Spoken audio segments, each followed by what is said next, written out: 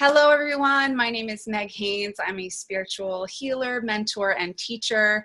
And I am so excited to introduce another wonderful guest on my interview series where I'm chatting with my favorite people in the health and wellness, metaphysical, and personal development fields, just to really dive deeper into these topics and give you some more insight and wisdom to enhance your mindset, to empower your soul, and really enhance your life in many beautiful ways. So today I have my friend and mentor who I love so dearly, Tina Marie. Thank you for joining us today, Tina. Oh, you're welcome. I love you dearly as well. Tina is an angel therapist, medium, and licensed spiritual counselor who communicates and channels messages of love from the angelic and ascended master realms, deceased loved ones, and pets. As a receiver of Tina's healing, and she's absolutely amazing. I highly, highly, highly recommend and love you. You're also a Reiki and IET master teacher, certified past life and crystal healer, and a Kundalini yoga instructor. So really do it all, cover all bases. You teach angelic healing and counseling certification programs all over the world. And she was awarded the Integrated Energy Therapy Master Teacher of the Year for 2012 and 2013, which is amazing. And I can highly attest to her just unbelievable teaching skills because I was a student of three of the levels of IET. I think so, yeah. Yeah. Which was such an amazing experience, and I still utilize a lot of those practices today. And her mission is to bridge the gap between this world and the next by offering guidance, direction, comfort, and love to those in need. And you do such an amazing job of that. Oh, thank you. Oh, thank you. I love what I do. And so that's why there's just always that yearning for more, you know, at different points. I mean, I used to do too much when it was like overload because I just was, now it's like, okay, am I guided to this or am I just, but because there's so much out there. There's so much to explore. Yeah. Well, and what I love so much about you is that you do have such an eclectic background, but you really merge it all together in such a beautiful, unique way that is really unlike anybody else. It's just such a unique. Oh, thank you. Offer. Yeah. Well, it didn't happen overnight. It definitely took time. But, I think that what it came down to was trust, trusting, wait, okay, I do all these different things, but how can I make it my own? How can I trust what I'm being given and move forward, Yes. So I would actually love to hear, how your journey started, because I don't think I know that. Actually. I don't always share it. I mean, it's not like some, magical story necessarily. But, when I was a little girl, I always had such a faith. I had this faith and this connection, which now I realize were my angels and my guides. I didn't know until later on when my mom would tell me that I'd be sitting and talking to what she called my imaginary friends, and there were names for them and everything. And, ironically, it was Michael, which became Archangel Michael, and someone named Thomas, who actually is one of my master guides. I didn't know at the time. And, so when you grow up that sensitive and that, I want to say pure, I lived in an area that just didn't support that. And I learned early on that to be myself meant, just being so hurt and made fun of. And so kind of like a lot of people, I just shut it down to conform and to be a part of, what I was supposed to be, and then ironically became an actress. Yep. So then on top of it, I'm playing along for me to figure out, wow, I've been playing a role my whole life. And so I actually went into a really deep depression upon moving from New York to LA, because I was going to be a star, or at least that's the next step, Yeah. And it was through the depression and the search, because it was like, wait, if I'm not an actress, who am I? Yeah. Because I had abandoned that part of me so long ago, and so it's wild of that search and that depression and that angst led me to all of the spiritual studies. And I felt like each time, like I got another piece, But then even that, as beautiful as it was still all searching outside. I need a title. How can I define myself? Right. And gosh, I mean, I'm still learning where it's like, oh my gosh, it's all within. Yeah. I choose who I get to be. And all of that is great. And so that's where it's like now coming full circle, I'm still learning what being myself means and helping others discover that too. And then of course, the angels have been there all along the way, reappearing of like, oh my God, like a reunion, like, oh, that's who I was talking to. Right. Like a coming home almost. Yeah. Yeah.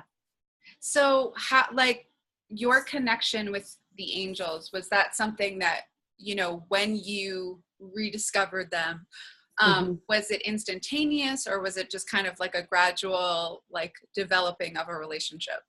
That's a great question.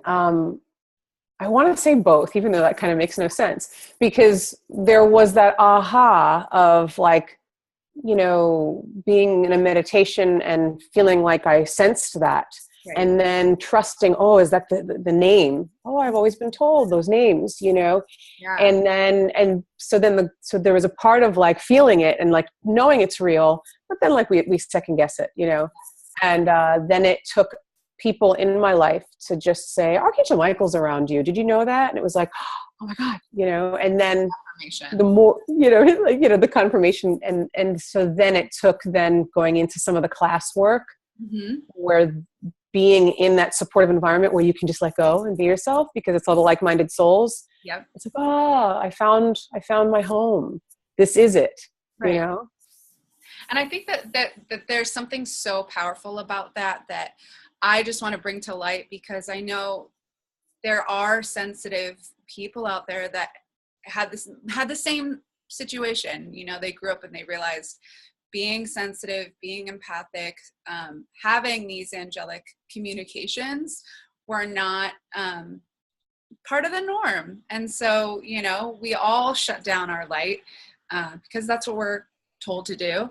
And so really finding your community and finding the people that connect with you and can open that back up for you and with you and support you in your rediscovery of it. Because that sense of community is just so important and powerful. It's so important. And that's why I so try to create that in my work. Whether I'm working one-on-one with someone, there's still a way to build that community, especially because, you know, everybody has their angels as well, and being able to help them connect with that energy wherever they're at.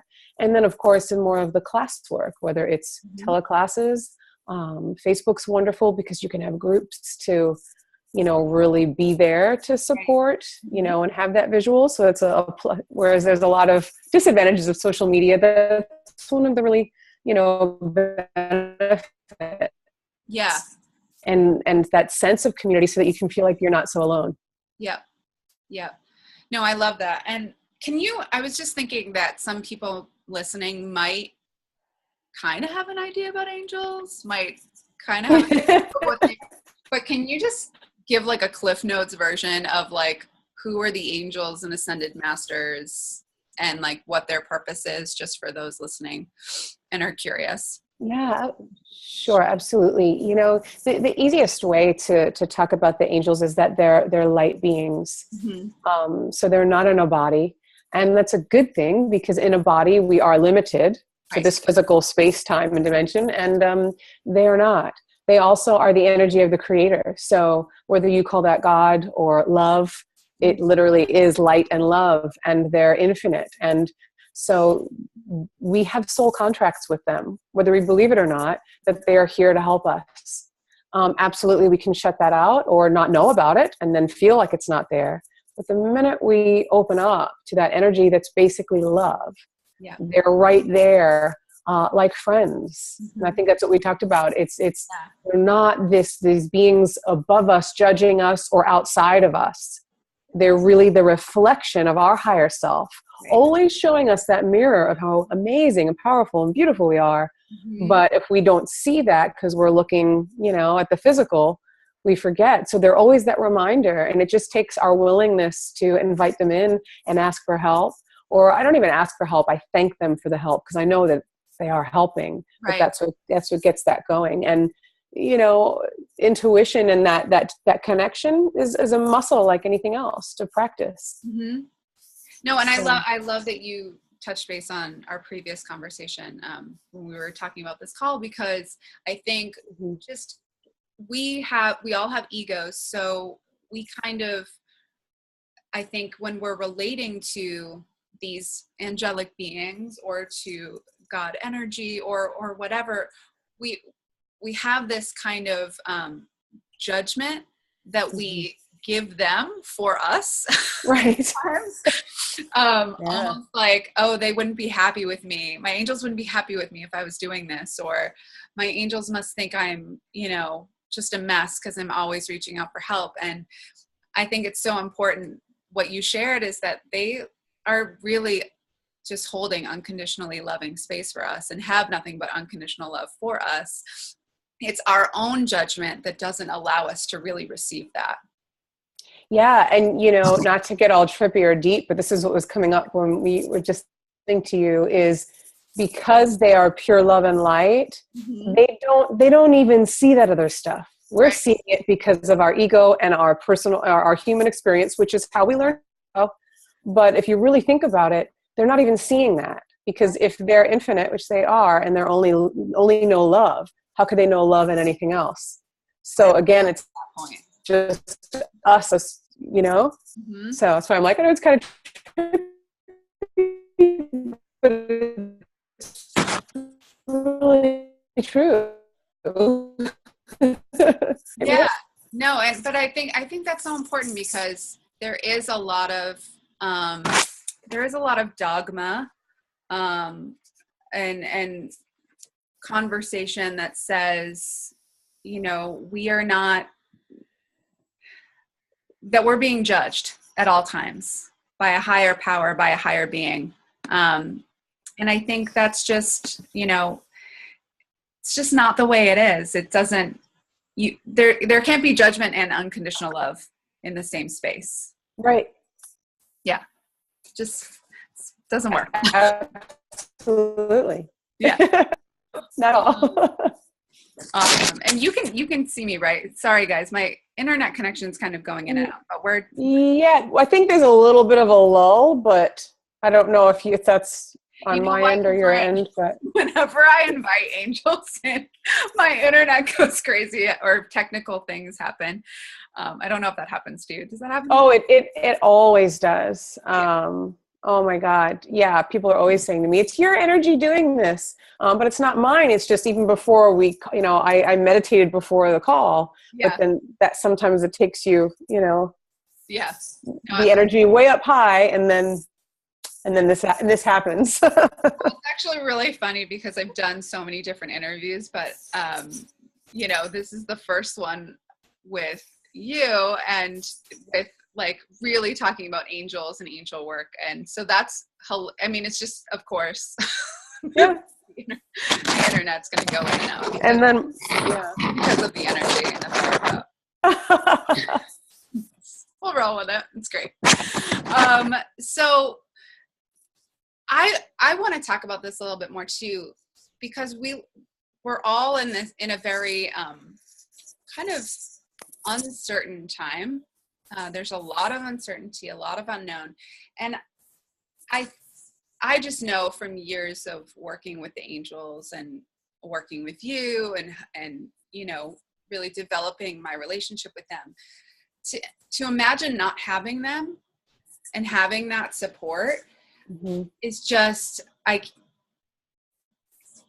can't even imagine it. And I know that there are a lot of people out there that don't really know if this kind of presence exists. They want to believe in something, but they're scared or they're hesitant. What is something that you could offer them in terms of just a way of initiating a conversation or initiating a relationship, just kind of exploring that for themselves, just so they can open up to what's really here for them as a resource? Yeah, it's a great question.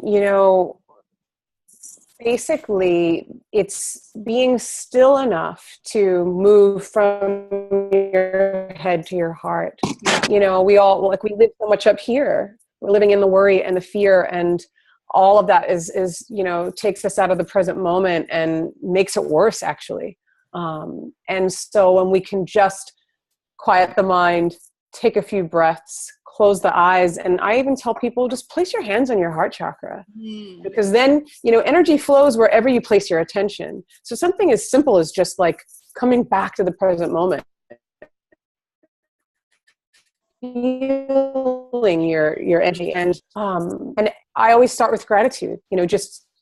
Whether you ask or just say, thank you, angels, for surrounding me in light. Thank you for helping me feel your presence. Yeah. And at first, the first few times you do it, you may not feel anything, but if you just kind of allow them to come on in, they're there, but it's just you putting yourself in a receptive place, slowing down the mind, using the breath. I mean, the breath, taking deep breaths, and you can feel something, then you can start to, receive messages in other ways. Yeah. No, but I love that, because I think our natural response is more of a doing, like I've got to do. I've got to do something to get their attention. And really it's to not do anything. Right. Just be.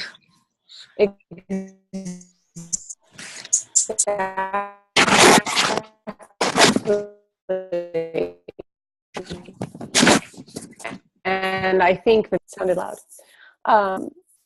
It's one of those things where it actually takes practice, which is funny, because to rest and be still and not think, we have to practice it. But we get so caught in our mind and in the worry and in all of that, that it does take effort, but it's effort that's so worth it, to just put yourself in that receptive space to really feel and to open up. And like I said before, it's a spiritual muscle. So just the way we go to the gym and work out,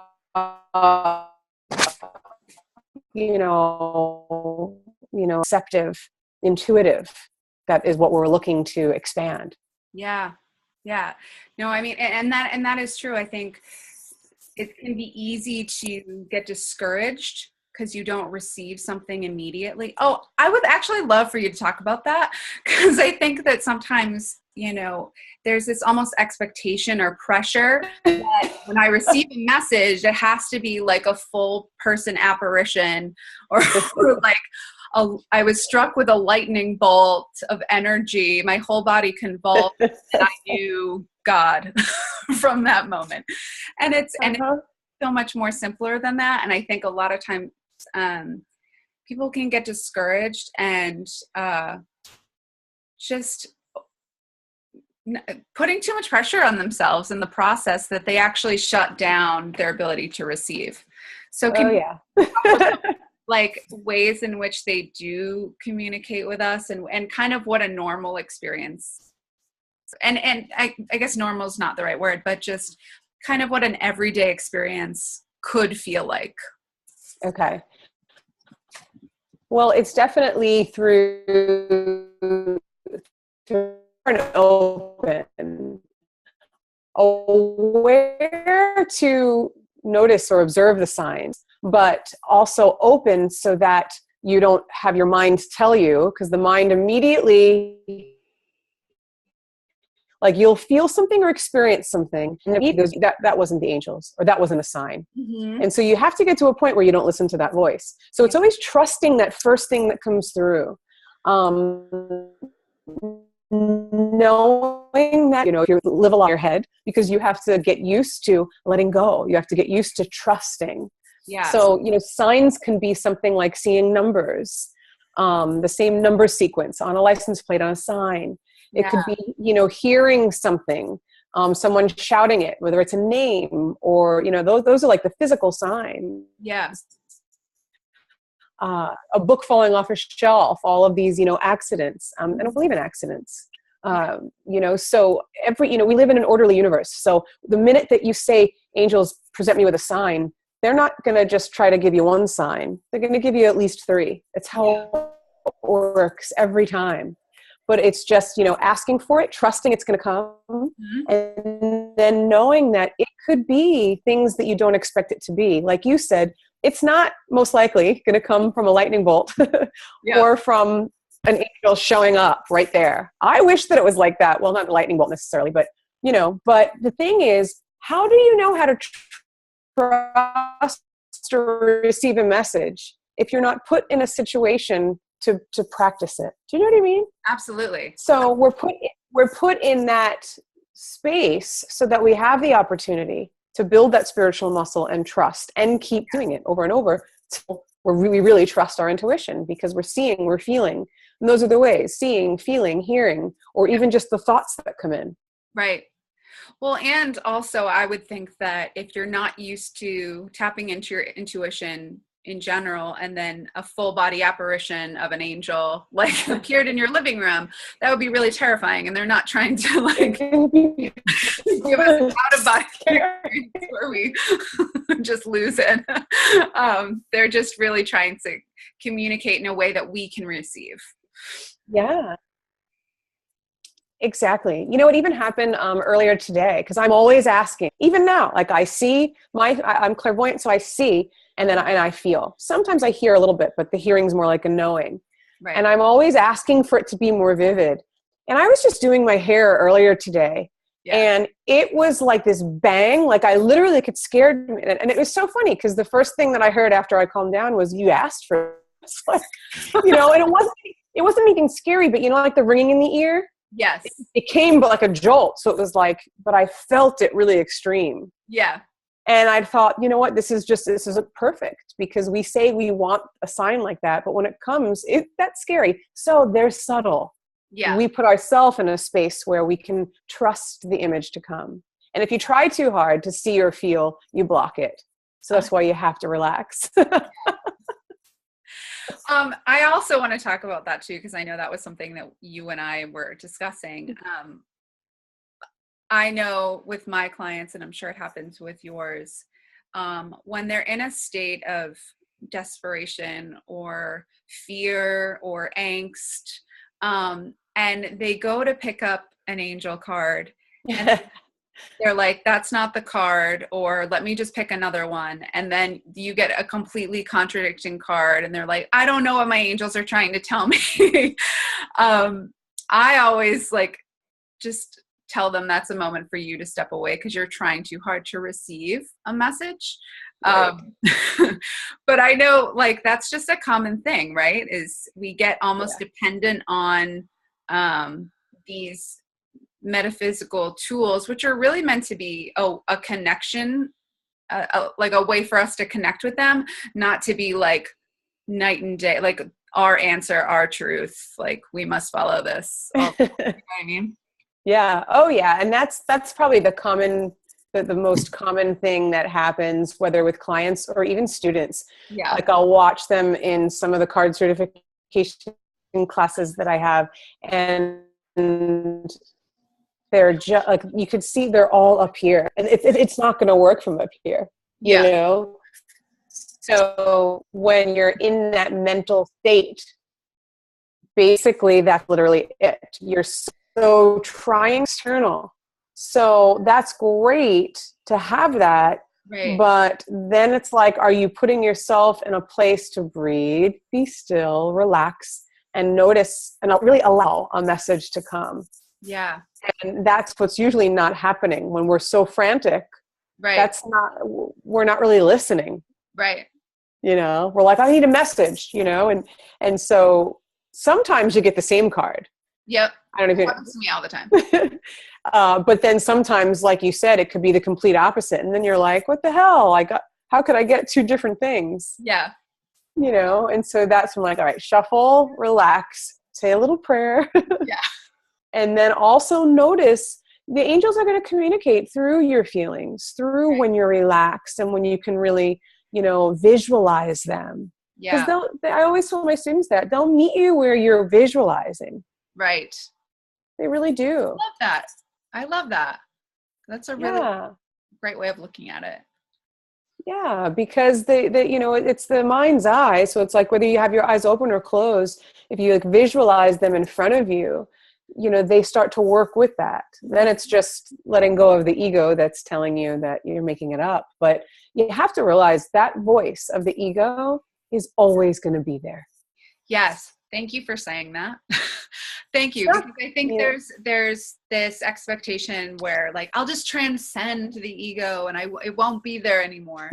And Right. I think it just causes so much pain and pressure for people to try to get there when it's really just a part of the human experience of having an ego and but still, connecting to your higher self and who you truly are and moving through this world. The ego, I think, gives us those opportunities to do our soul's work, right? Our karmic healing and yeah. And you know what? It's not easy, and it's not going to be easy, because if it was easy, we wouldn't have to be here in this human body having this. I know this through, failing over it. So that's how I know it's really a dance. That's what I call it. A dance where you're coming in and out of, unless your incarnation is to be an enlightened being, you're probably not going to always be something. And she'll go, that's not very angelic, Tina. Yeah. And it's just like, okay, I'm not an angel. I'll be the first to admit it.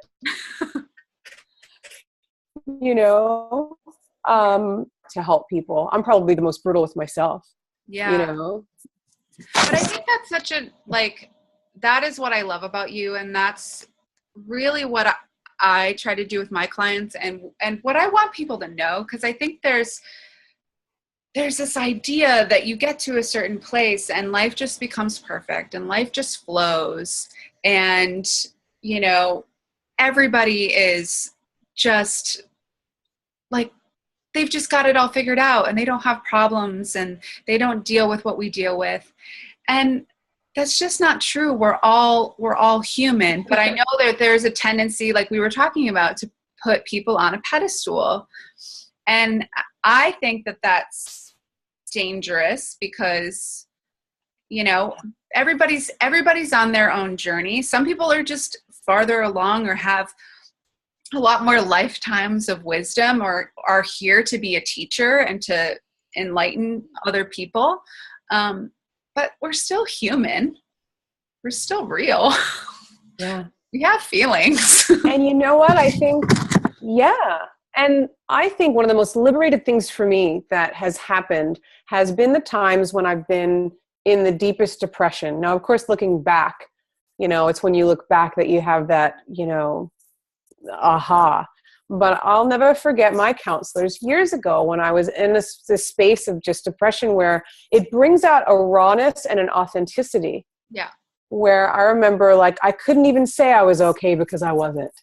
Right. And then thought I was supposed to still meditate and supposed to pray and do my gratitude. You just need to be in it. Yeah. And when my teacher said to me, you know what, don't meditate, I was like, what? I didn't realize that I was putting myself in this prison of what was supposed to be and this and that. And it was like everything in me was just, I just needed to be in that. And so that, I think, can be so liberating for people of just, no one can tell you where you are or where you need to go. You have to, at some, that's all great for that guidance. Right. But it's trusting and allowing your experience to be that. Yes. And knowing that even anger has its blessings and its benefits. Mm-hmm. Even unforgiveness is giving us a life experience. Yes. Even that lack of self-worth is giving us an opportunity to trust in ourselves. Right. So if that's that dance of, okay, we're going to go down this rabbit hole of negativity, or can we take a breath and just see what we need? That's how the angels can elevate us. Right. If we can't ask our innermost self, the angels are the same thing, really, but asking them can help. So it's whatever was going to help you. Does that make sense? Yeah, absolutely. And I think that's that was one of the things that I loved the most in receiving healing from you, but also learning from you, is that you have a beautiful way of sharing your journey while also using it as a tool to educate and inspire and empower other people. I think that's just really important. Yeah. Well, you know what? I mean, I've learned from, again, for me, like I said earlier, it comes back to being myself, you know, because for so long I wasn't that. And I still get tripped up sometimes, but I realized from whenever I'm scared, and actually the more vulnerable I am about my life experience, people are like, oh my God, you know, because it's, like you said before, it's the community, it's relating. Yes. And just honoring, you know, whatever's coming up. Yeah. But I think that's especially where we are now, but always, it's important to be able to relate to each other and to connect with one another, because we're all in this together. And I feel like sometimes social media goes into this extreme of, you know, really just having the finished product picture of what everything's supposed to look like. And like, I got to 6 figures in 2 months, watch my formula, or like, you know, whatever it is. I think that there's just these like final product pictures of what people have done, and not so much the journey to get there. And you and I were talking, it's like the journey still, even when you do arrive there, there's still more journey to be had. Like there's still going to be more that you learn, more to help you grow, more that you're going to want, because we're creative beings. We're meant to expand in all ways and have many different experiences. But I think it's that image of perfection that disconnects us from really allowing ourselves to be in a process that we need to be in, and to reach out for help and guidance from our support, and receive it, because we're wanting to get to the next step. We're just wanting to get there. Yeah. Oh my God. Yeah. I love, because a few times I've heard you say, and it's so true, like there's nowhere to get to. Yeah. And I have to remind myself that sometimes, because, you know, I'll just be in this frantic state of overwhelm, and it's like, what am I doing? You know, and the good news about that is, when you're in that state, you have the perfect tool right in front of you, your breath in the present moment. And even if you think of that as calling on your angels or connecting with your soul, and you know what, sometimes if you saw me, you'd be like, wow, she's helping people and she looks crazy. Because, you know, behind the scenes, I have my moments where I'm like, okay, I'm having this moment. I'll say it out loud. Yeah. And then I'll laugh. But this is the good news. It's like, when you allow yourself to be in it, you probably will laugh, because you're like, I probably look crazy. And then it's like, but then boom, you're out of whatever that was. Right. And it's honoring what it is. I mean, I think we're always trying to feel something other than what we're feeling. Yes. Or we're trying to get out of it. Yes. And that, I love that, was it Glennon Doyle Melton says, like, we're trying to escape the pain. She goes, lean into the pain. Yeah. And we don't do that. No. Who wants to do that? But well, we're taught to avoid pain, and rightfully so for some things. Like if you touch the stove and it's hot, you want to remove your hand. Right. But yeah, I think a lot of times, and I actually did like a Facebook Live video about this, is people are like, oh, I'm so mad, I'm so upset, but they're not actually there yet. They're in the resistance of being mad and upset. They haven't even actually allowed themselves to be like truly mad and truly upset, because if they did, they would feel so much better, because they've just allowed and acknowledged that to come up and move through them. Exactly.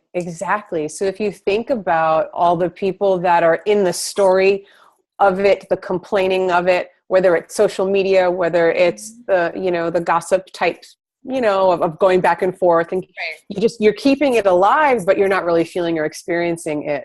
Yes. And all of that then becomes energy that gets stuck in the body. Yes. And then over time can become some kind of dysfunction or disease, but also will keep attracting similar circumstances until you feel it. Right. Right. And it sounds like a punishment, but it isn't. Because like we've been saying, every moment's an opportunity to become aware, Right. and choose. Right. And when you do choose to feel it, it's actually a form of self-love. Yes. Mm-hmm. And it doesn't last as long as you think that it will. Yeah. It's just, it's just the process. Well, I remember even just, doing the energy work with you and then training with you when we were doing integrated energy therapy. And then when I took it to my clients, I remember, they'd sit with me, and I'm sure you've had this experience too, where they're like, I want to heal from this breakup. I want to release it, but I'm also terrified because they were so afraid that once they went there, they'd just never stop crying, or they'd never, like, it would just be opening up a can of worms or Pandora's box. And I would always tell them, your soul is so wise, your body's so wise, it's going to guide you. And the angels are so wise. So they're really going to guide you in the healing that you can receive right now. Not in they're not just going to be like, all right, from 1985 to now, we're just going to get it all in. Bust out. I know. And it's interesting. And, look, this is easier said than done when you're not in that state. You and I both know that. But the soul itself, each one of our souls is love and light and is unlimited, and it cannot be hurt and it cannot be harmed because it's our light.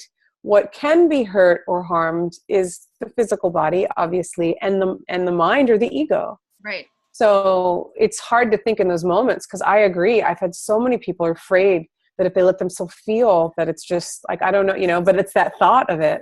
Right. Whereas when you can trust that your soul is really that energy of angels helping you to expand. Right. But what it does, it takes trust. It does. It does.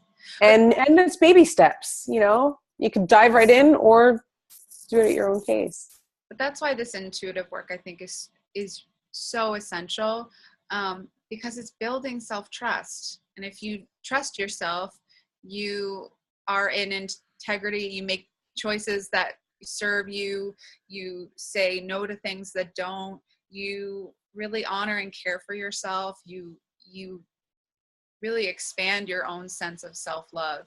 And so it's not just, I connect with my intuition so I can receive messages from my guides and angels. Like, yes, that is a huge component of it. And that is so powerful, but it's also so you can trust yourself and trust your inner knowing is trying to communicate with us. And that's what I love that you had shared earlier, just about like your soul. Like, it's not just looking outside for the answers, but really looking within.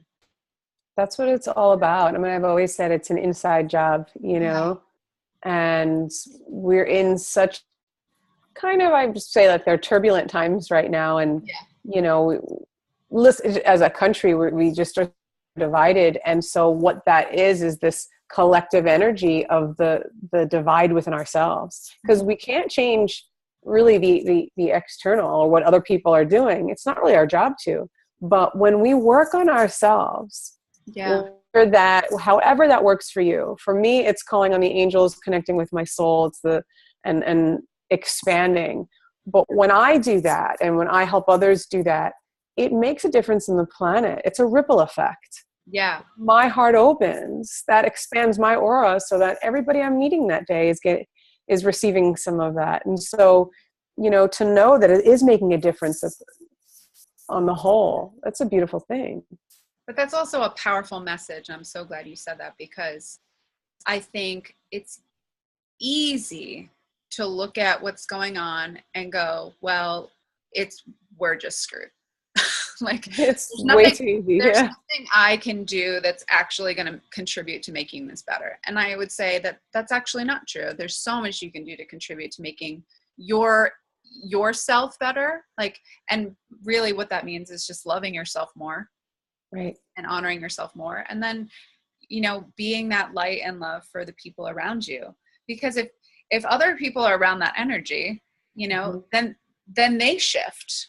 They start to, maybe operate differently. Maybe normally they would get really like upset and frustrated, but now they're just like, okay, yeah, no problem, easy.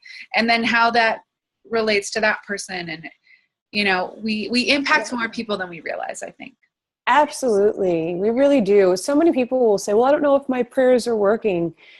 And again, that's coming from needing to see something, an appearance Right. of something. It's like, well, how do you feel? I mean, I don't know anyone that doesn't feel better after they just sit and pray or meditate. And there's so many ways to do it. So I just think it's a real cop out when people are like, I can't meditate. It's like, and look, no disrespect, you go through periods or whatever, but it's like, if you're telling me you want to better your life and you want to connect, and trust your intuition, it's kind of, that's like being a basketball player and saying, oh, I don't want to touch the basketball though, right. But I want to, I want to be a pro, you know what I mean? Like, so like anything else, it's like, right. What are we putting into it? Right. Well, and I think there's that, I know for me, so I'll just speak for me, like, as a recovering perfectionist. I like that. Yeah. Recovery. There's this wanting to master something immediately. And if you don't master it, then you failed. And the idea of going and sitting in a practice and failing every day to the ego feels really shitty. But when you shift your perspective about what you're actually doing, every day you're inviting more and more of yourself to be just with you. Right. Like you don't have to have like this like profound download of information. If it's just like a second of you going, oh, I feel at peace. Like that 15 minutes was worth it, or 5 or 10. And, I love that, Meg, because again, like I'm guilty of it from even just yesterday. We're wired to look at what doesn't get done, what we don't have, and get so caught in it. And I got caught in it yesterday, but like, that's the point where it's like when a friend of mine was able to point out everything I did do, or even just ask me, it was like, wow. So I know how hard it is, but at the same time, it's like, how can we be more gentle and loving with ourselves? I'll go so far as to say, fall in love with ourselves. Just the way we're going to do that with someone else, you got to do it with yourself. And then the littlest thing, we overlook that little thing where someone else say, oh, wow, but you did this. Yep. But to us, it just, and that could be something like even just incorporating that is huge. Yeah. No, I make sure before client calls or before office hours, I always like to say, what are we celebrating about ourselves today? Because that is just not a place that we go to naturally for most of us. It's like, what didn't I do today? It's like, let's celebrate what we did do, or and it can be big or it can be small. And I think a lot of times, and I'm sure you see this too, like clients will say, well, I just had a really positive conversation with my boss and it went really well. And it was like, can we just like rewind to like 6 months later or 6 months before where this was like impossible? Right. This was just not something that you were able to do or to feel like you would ever do. And I think that's the thing about growth is it's so gradual. Like if we don't celebrate along the way, then, we miss the expansive personal growth that we've done. We just, it's there. Oh my God. I know. And when we can just love ourselves, I'm not kidding. And you beam, your energy like beams and radiates so bright. I've had people like, say to me, oh, have you lost weight, or have you this, you that? Like, no, I've just gotten deeper and deeper in my self-care, or like that aspect. And I have my good days and bad days, but even something like that, like, I don't know what people are assuming, when they get all into their heads about how they look, but when you're really loving yourself and working on it and knowing that, and laughing at yourself, everything expands and you have a sparkle. Yep. So it's like, if not for any other reason else, do it for that. But it's great skincare regime that it is. Oh, it's so funny. I would actually love for you to talk a little bit about kind of the permission piece about spiritual practice and what that looks like and what it doesn't look like. Yeah. So yeah, this is a great one for me, just through going through so much within myself. Like I said, when real hardships happen, you don't, like, I can be so rigid with myself. Yeah. So even if I just sit and meditate, my ego will tell me it's not long enough.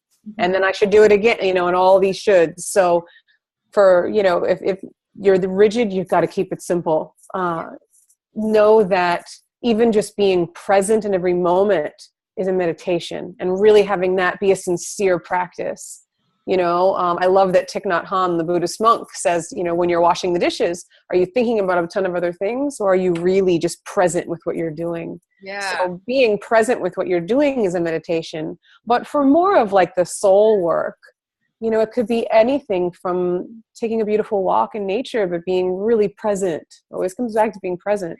For me, there are times I can't just sit in silence. I know that I need it, but if I'll chant a mantra, I'll do, being a Kundalini yoga instructor, I'll do a breathing, 2, 3, even longer, 7 minutes, of some kind of breathing. And then when you chant a mantra or you breathe, then you can sit in silence, because you prepared the body. You're in a receptive state. Yeah. So just knowing that it doesn't have to look like being in a mudra and chanting a mantra or being still. Yes. It's what you're going to, like, if you just sat and talked to your angels, as if you're talking to a friend. That right there is a form of communication, divine communication. I love that. I love that just talking to your friend, because they are our friends. They're all around us. And I think they really encourage us and want us to talk to them more. There's like this feeling of, I don't want to bother them with this thing, but it's like they're never, they're always. And I think when we're really in crisis, when we're really in any kind of anxiety or depression, I don't know about you, but I know for me, since it's been something I've battled with my whole life, I can't just sit there. Yeah, no. So, and then my ego will be like, oh, you're not meditating. And it becomes this vicious cycle. And so I have angels and masters all over my meditation room. And sometimes I just sit and talk, like I look at the pictures and I talk to them. And I'll be honest with you, sometimes I yell at them. Yeah. If I'm like in a place, I'm like, and like, this is it, I'm done, Yep. And I know enough now to then laugh at myself, because they're not judging me, but what a beautiful exercise to get it out. Absolutely. To just be able to say, you know what, whatever it is. But you know what, that too, it's like, why can't we say that's my spiritual practice? Right. Absolutely. So, and then on the days when you can go deeper and, like for me, sometimes I make sure I set a timer, because I know for myself, the longer I sit, the deeper I get. Right. So I don't let myself get up after, and then if I sit longer, great. Yeah. But if not, hey, I did what I set out to do. Right. So it's just little ways to work around the ego. Yeah. But I think it just inspires people to get creative with it, rather than, just having consistency. And that's something that I tell my clients too, is like, it's not going to serve you to sit there for 15 minutes if your like body is pumping like hormones because you're so stressed out and anxious. Right.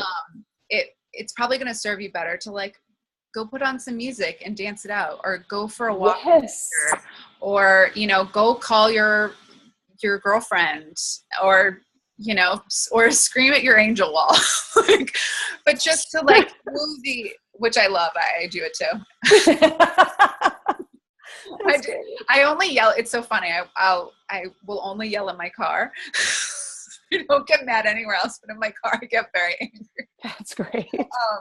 So it's so freeing. So I'll like usually go for a drive if I'm like really need to process that energy. But I think it's important for people to see that there's no perfect practice, and there's and what it looks like when you're in those deep dark moments is messy. It's ugly. It's funky. Yeah. But there's light if you just allow yourself to be with it and process it and not judge yourself or what it looks like when you're going through it. Yep, exactly. I think that it's the quality of time, not the quantity. Yeah. But if you could just take 10 minutes a day and give yourself that, and know that some days you're going to want to get up every minute of those 10 days, and some days you're going to want to stay. Yeah. That's the ebb and flow of life.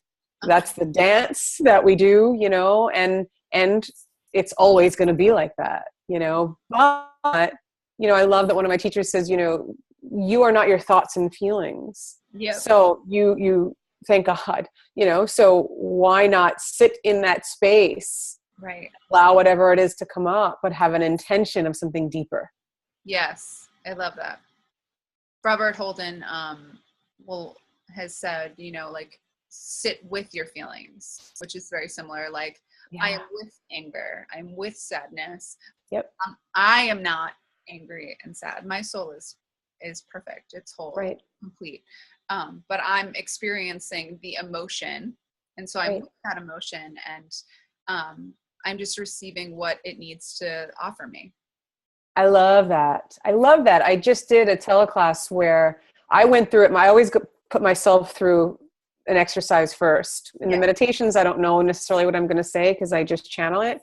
But in the exercise, I did it myself, and it was awesome because, we asked worry, I asked worry, what's your message, and I asked anxiety and overwhelm, and I got amazing messages that I was like, wow, it was indicating that I'm out of alignment with my soul. It's showing me that I stopped trusting myself, and it was just like, wow. So what if we looked at doubt? Oh, here you are, doubt. Okay. Oh, wow. That just means that I've forgotten how amazing I am, and I just need to believe in myself. Right. So it's like this whole beautiful thing where, when we can just remember, it's just something allowing us to go deeper with its opposite. Mm-hmm. Like those negative feelings are our friends too. They just show up in a very different way, and they show up in a uncomfortable or aggressive way because they haven't been heard for a very long time. So they're just, I like to think of them as like children, like jumping up and down, like, hey, hi, it's me. Listen, I want you to listen to me, and just really wanting to give us that gift. Yeah, I love that because it's so funny. I've used the same example of like, a little child. Now, you might be dealing, on the external with something else, but it's that raising their hand. Hi, I'm hurting. Can you pay attention to me? Yeah. Hi, And so it's like, compassionate way of relating to ourselves rather than like, oh man, here's that thing again. It's just like, wow, this is an aspect of us that just wants love. Yeah. Yeah. And so what can I do in this moment to just care for myself? Yeah.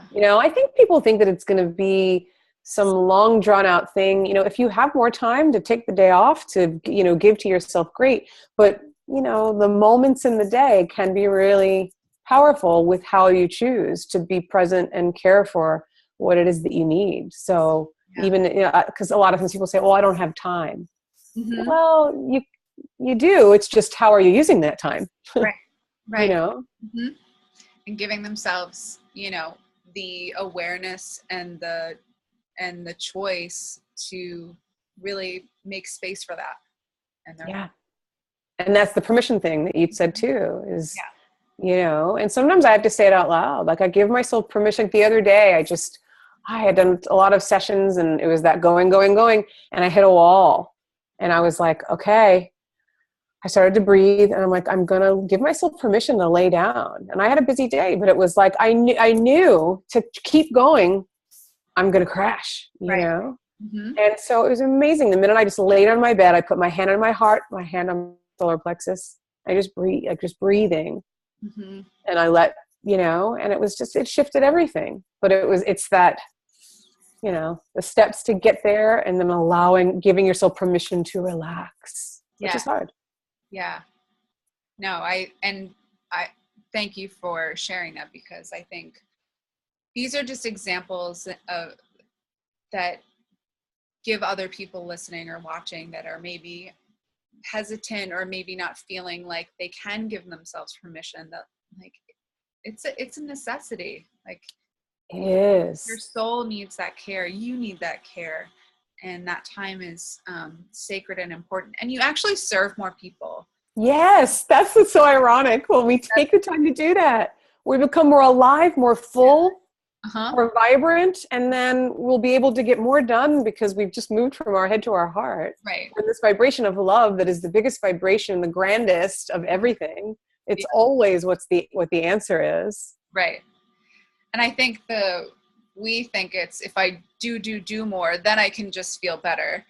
But it's actually, if I stop, I take a break, I do something completely different that would really connect me to the feeling that I want to be feeling, then I can go back and I'm actually inspired, I'm motivated, I'm amped, I feel like a full vessel ready to serve, whether it's my client or my kids or my community. You're more full that way, and you have more to give when you give back to yourself. Yeah, because you come into wholeness. Yeah. The minute that you center yourself in the present moment, move into the heart, that's you becoming whole again. So then the whole of you is present. When you're caught in all the other stuff, that's just like all the scatteredness. Yeah. I've been thinking a lot about just how connected you are and how just healing your messages are when you are channeling them and you're sharing them with us. What is like the reoccurring message that you are receiving now from your guides and angels? Oh my gosh, it's definitely what we've been talking about, the being still, the resting, the being present, practicing it throughout the day, and having fun.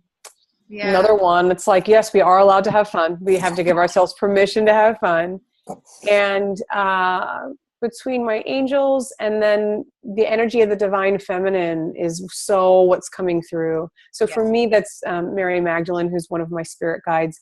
But, between her and just that energy of the divine feminine, it's I don't want to say it's the wave of the future, but it's really what's bringing the energy of our planet back into balance. Yes. So it's really huge to be engaging in that rest, because the feminine energy is the intuitive. It's the still, it's the quiet, but at the same time, it's the power. Yeah. So, finding that. And so that's been a big part of my message and what I'm sharing of, what does that mean to embrace my femininity? And even males, right. Not just a female thing. Right. Can you talk a little bit more about that? Because I know that we have this conception of like masculine and feminine, but and we associate accordingly, according to what we see physically, but we have components of both masculine energy and feminine energy, and they both offer us different things. Can you talk a little bit more about kind of the differences of both and why the feminine is so important now? Yeah, well, I mean, even just in humanity, we've, been a patriarchal society for God only knows how long. And that was the Piscean age. Now we're in the Aquarian age. And so the Piscean age was all the intellectual, the machines, the technology, we got to search on the outside for everything. And that's that masculine energy, it's, and there's a benefit to it, but we got a little too far on that side. The pendulum now has to swing the other way, which is the divine feminine, the age of Aquarius, where we're bringing things back into balance. Yeah. Where being still and seeking answers on the inside Yep. is what it's all about. Mm-hmm. And that's why we're seeing and sensing, and our experience has been that the old ways of doing things doesn't work anymore. Right. Yeah. You know, no matter how much we try, like we were saying, trying too hard, no, it's or search on the outside, it's even harder. Yep. So that energy of the feminine is trusting that the answers are within. You don't need to seek anywhere else. And it's also that, again, that receptive energy of stillness, of quiet. Yeah. And that's where our intuition lies. Yeah. No, I love that. And I thank you for sharing more of that, because I know that can be kind of a convoluted idea. There's not a lot of real understanding on a mainstream level of what that energy is and how it's coming in for us. You know, this energy is really, and I think we can all feel that if we all tap in to ourselves. There's a part of us that's been saying, I need to stop, I need to slow down, I need help, I need to just breathe. And that is that divine feminine energy coming forward, and so us really giving permission to listen and receive her and to follow her guidance.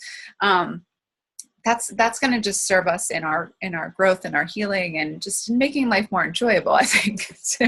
Oh my God. Yeah. Because it really is what's free. It's what liberation is, you know, it's really bringing that balance back, because like everything we've been talking about this whole time, it's all that doing and thinking and planning. It's not going to get you anywhere any sooner. In fact, it's going to take away from your experience. Yep. And from you and your own, you know, in your own lives. So it's like, if anything, it's this beautiful message. You get to have fun. Yep. As you love yourself, honoring all the juicy emotions that come up, because they all have a beautiful message. Yep. Know that your angels are there just showing you how bright you are. So to be looking into the light and not the opposite, not the darkness, not your past. Yeah. No, I love that. I love that so much. And you have a workshop coming up, right? Oh, yes. It is right now it's starting as a 4-part teleclass. Okay, it's all recorded on MP3 so that you can listen anytime. Nice. We'll be doing a lot. It's called the Magdalene Effect. So people can start anytime, and it's going to be a new movement of something that's going to be really embracing this energy of the divine feminine, and not only Mary Magdalene, but a lot of the other goddesses that are here with really amazing messages to help us at this particular time. I've been channeling messages, and it's a way to also have community too. Yeah. So you'll get meditations, support, community of women, so that we can, you know, be here to help one another with wherever anyone's at any given moment. No, and I thank you. I think it's just so divine that you're doing this, and so needed right now. And I just feel like if anybody's listening to this that is feeling so connected to wanting to learn more about the divine feminine, and just feeling the resistance of that, and they're like you want to listen, but then like your ego kicks in, and you're like, well, it's nice, but you have things to do, so forget about like receiving or being or having fun. Then just sign up for the course, because Tina's amazing, and what you channel is always so healing and so powerful. And the way you really bring in their energy too, it's really, really just so powerful. It's not just like you're like, you really, even though you're listening at home, you really have a deep connection with that energy through you. Yeah, thank you. It is true though. You know, I mean, one of the things I'm passionate about the most is not just teaching or speaking, but leading meditations. Yeah.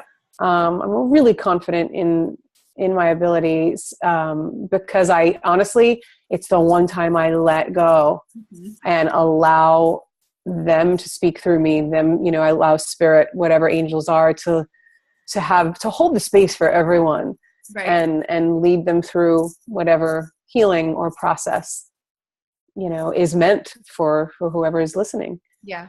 So it's good. You're amazing. And so definitely check out that course. We'll have all the info for you below. And then, just, I could talk to you all day, forever and ever. Me too. But just to end on this, what do you most want people to take away from this conversation today? Oh my goodness. I think the first thing that I would just say is to just, no matter what, believe in yourself. Know that you are here for a very specific reason at this particular time on this planet. And it is not a mistake. So whatever you're going through is just something that you're growing through. You're not alone. And you have angels every moment that are just waiting for you to invite them in so they can help you with the very thing that you're dealing with. They really, really do. I wouldn't be here, sharing this if I didn't not only know it, but help others feel the same.